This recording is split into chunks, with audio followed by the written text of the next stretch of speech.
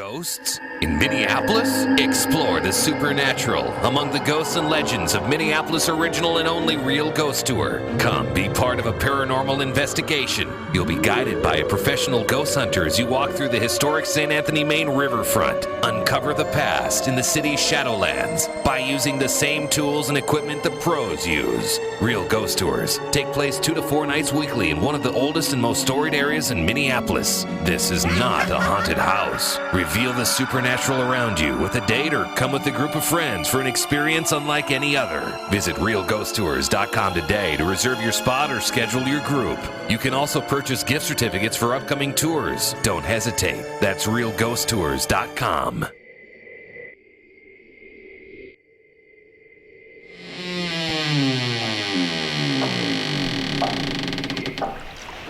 Welcome to the St. Anthony District of Minneapolis. Throughout human history, this area has been known by many cultures to be a center of energy. On your way here tonight, you may have looked out to the river right in front of our building and seen a mist floating above it. Welcome to the home of the original Real Ghost Tour of Minneapolis. You are currently standing in front of the oldest masonry buildings in Minnesota, in the neighborhood of St. Anthony, the original village on the banks of the Mississippi River, which is behind you. These buildings and many more that we are going to share with you today date back to as early as 1854, 166 years ago. Your tour will be an hour and a half and will provide you detailed accounts about real lives and deaths, and real ghosts that will not release their grip on our torrid past. Before we begin the tour, continue watching this video for a brief introduction to the buildings in front of you. For those who purchased the ghost hunting add-on, we will also offer a brief explanation of that equipment for you. On the far right corner, we have the Upton Block. Currently the Astor Cafe, the Upton Block was the first brick structure in Minneapolis, built in 1855 by brothers Moses and Rufus Upton. To its left, we have the Martin Block. Built by John Martin in 1857, it is the current home to the Astor Cafe's River Room. The building in which you are standing is the Morrison Block. Built by Francis Morrison in 1858, this building is an exact replica of the Martin Block, much to John Martin's chagrin. For those guests who purchased the Ghost Hunting Kit add-on, your kit will include witching sticks, also known as dowsing rods, a flashlight, and either one of 3 different types of ghost meters or an infrared thermometer.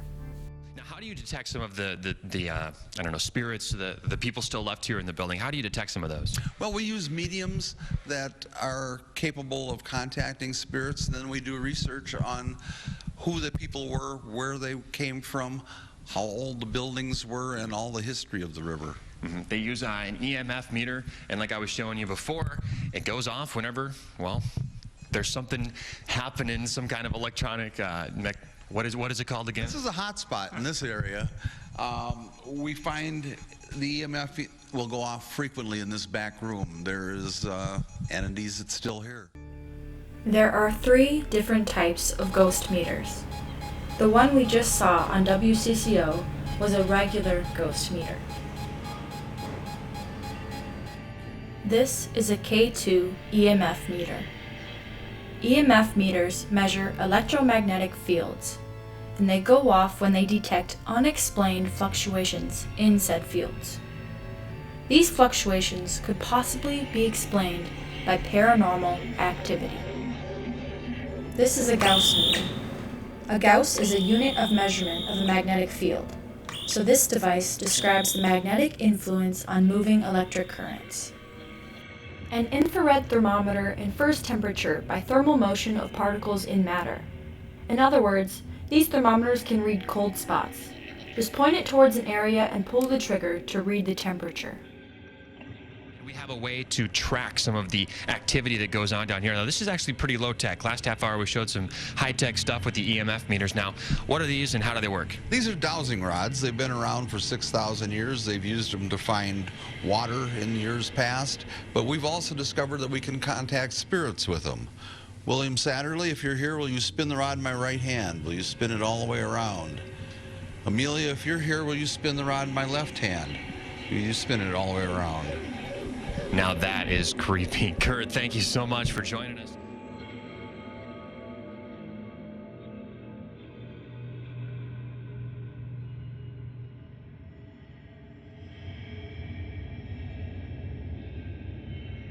I'm nervous.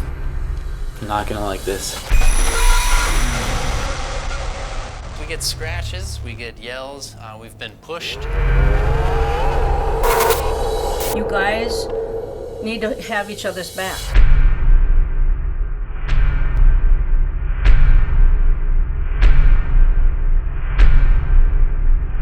The woman, she was in her 60s, suddenly went back, and she said she just had gotten choked. Hi, I'm Dakota Layden. Today we're going to St. Anthony, Maine in Minneapolis, St. Paul. Heard nothing but bad stories about the place. Nothing but bad stories. This building in St. Anthony, Maine is nearly 200 years old. It has been home to prostitution, bootlegging, and scoundrels of almost every type. For over 2 centuries, men, women, and children with hopes, fears, and dreams have lived and died here. We will be spending an entire night in this building, a place that is currently known to be haunted. Upon arrival at St. Anthony, Maine, we interviewed several people about their experiences here. Some of the ghosts we think haunt here are namely the bad man, who we've experienced before. He's not necessarily the nicest guy out there. We experience him down in the back hallway down there, and what we get from him is we get scratches, we get yells, we've been pushed. We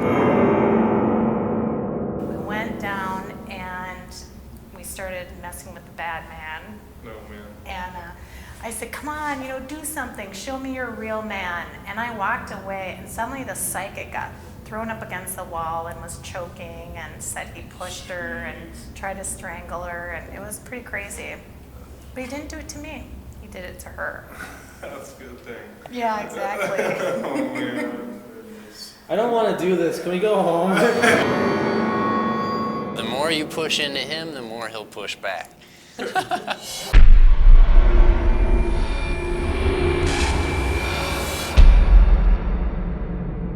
So over here is actually where the prostitutes would come and let the Johns in at night. And we still, to this day, will hear the clanking of high heels and ladies' voices.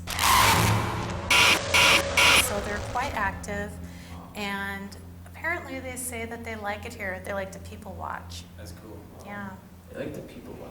I wonder if they like to Dakota watch. God, you're lame.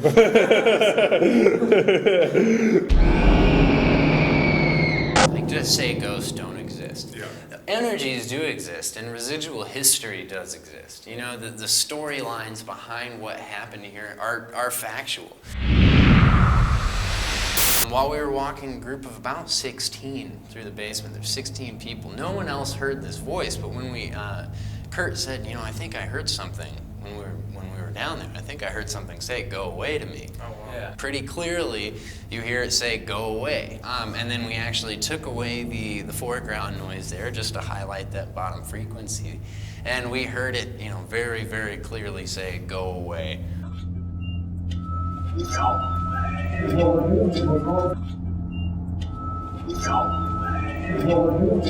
That could be a bad man experience, just telling us to get the hell out, so, it's good. We're gonna have fun tonight. I don't think I can go up against Batman. You're bigger than me. You got this. See you I later. can't punch a ghost. Well, you can try. You can try. It's not gonna work. You can try.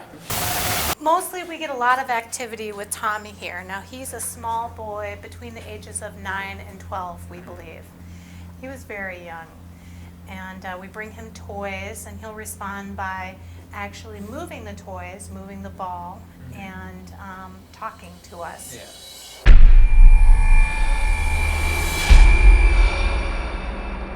So this hallway back here is one of the more exciting spots. We notice it's where the bad man lives. We believe he lives back behind that chained area. We don't have access to that, so that's why you think he might hide back there. Yeah. He knows we can't get back there, so.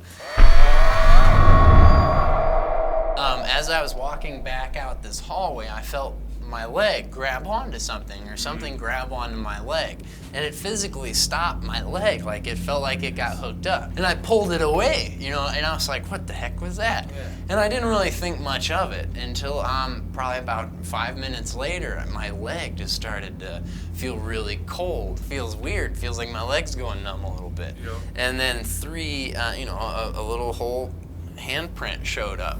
First started out with the 3, and then the 4th one showed up, and they actually started to raise, and it stopped. It stopped the cold sensation and turned into more of a burning sensation. Wow. You know, but the scratch last. Yeah, I got scratched fine. So Scratched. No, I don't get scratched.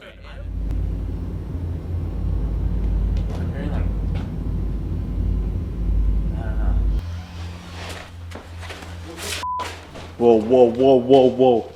Something just opened.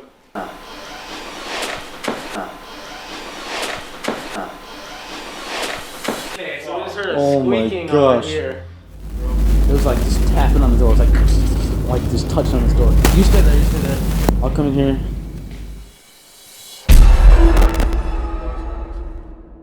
If you missed it, my camera picked up what looks like a large figure walking by the door.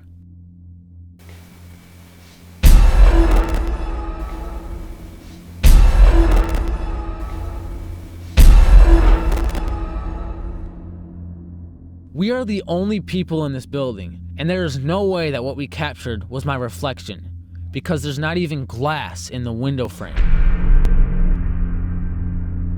I'll show you the clips 3 more times in slow motion and enhanced color.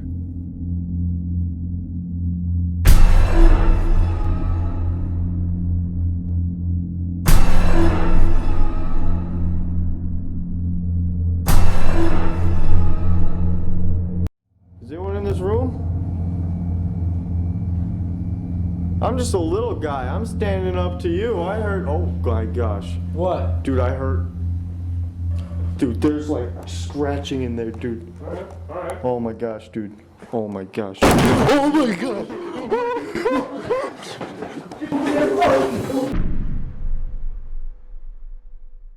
The reason why we all ran was because we heard a super loud banging noise. Dude. All right. Oh my gosh, dude. Oh my gosh. Oh my god.